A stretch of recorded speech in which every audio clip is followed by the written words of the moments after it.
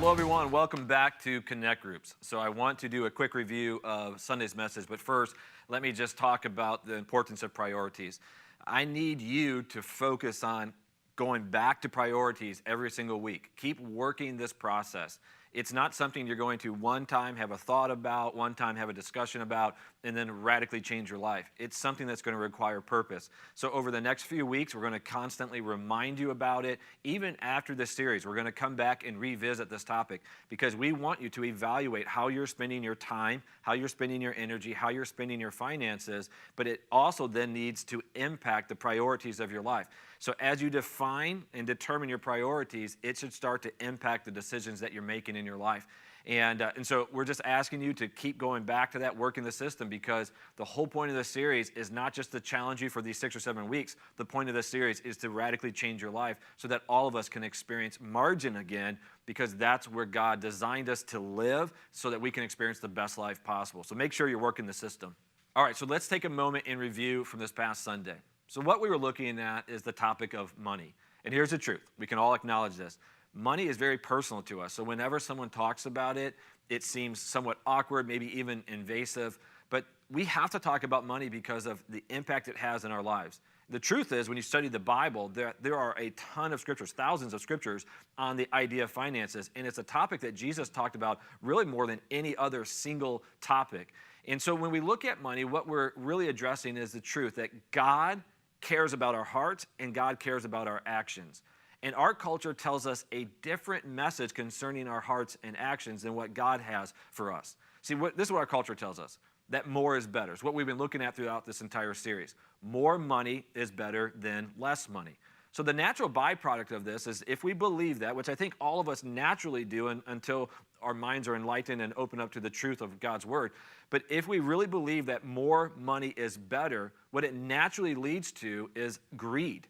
Because we have to become, in that belief system, we have to become self-protective, because if the only thing keeping me from being happy is more finances, then I have to protect myself. But then also, if I'm going to spend that money, if it's going to determine my happiness, then I want to spend it mostly on myself or those that are closest to me. So what happens is I protect myself, I focus on myself, and that is by definition greed. And we buy into this mindset that if I just had more money, then that would change. If I just had more money, then I would be happy. If I just had more money, then I would be generous. So what we think is that our actions and our hearts are both dependent upon something outside of ourselves. If I just had this, then I would do these things and feel this way.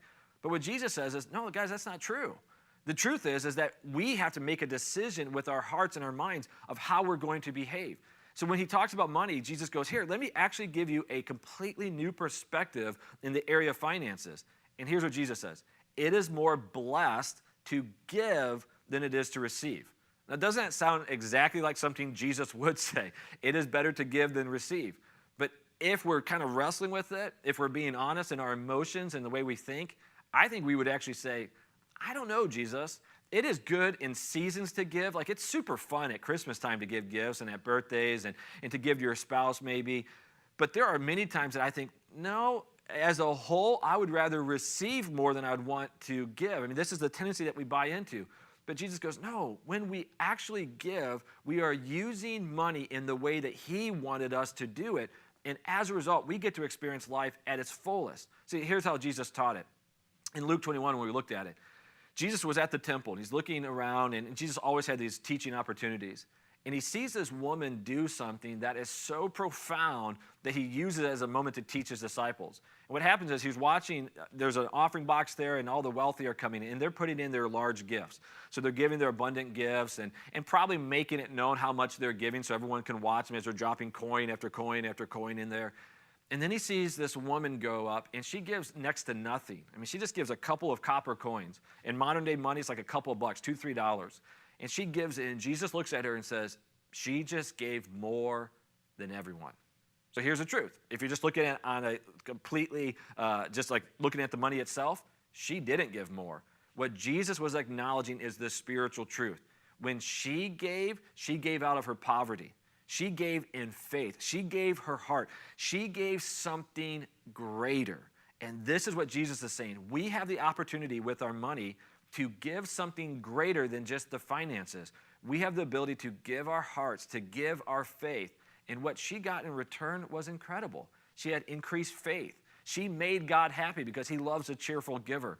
She got to unite with God in what he's doing in his kingdom, to advance his ministry. She got to just experience the joy of blessing others. By giving to the ministry of God, others would be blessed by that. She received so much more than she gave. And Jesus is saying to us, this is what he's designed each one of us to do. He's given us the gift of being able to be generous so that we can experience life at its best.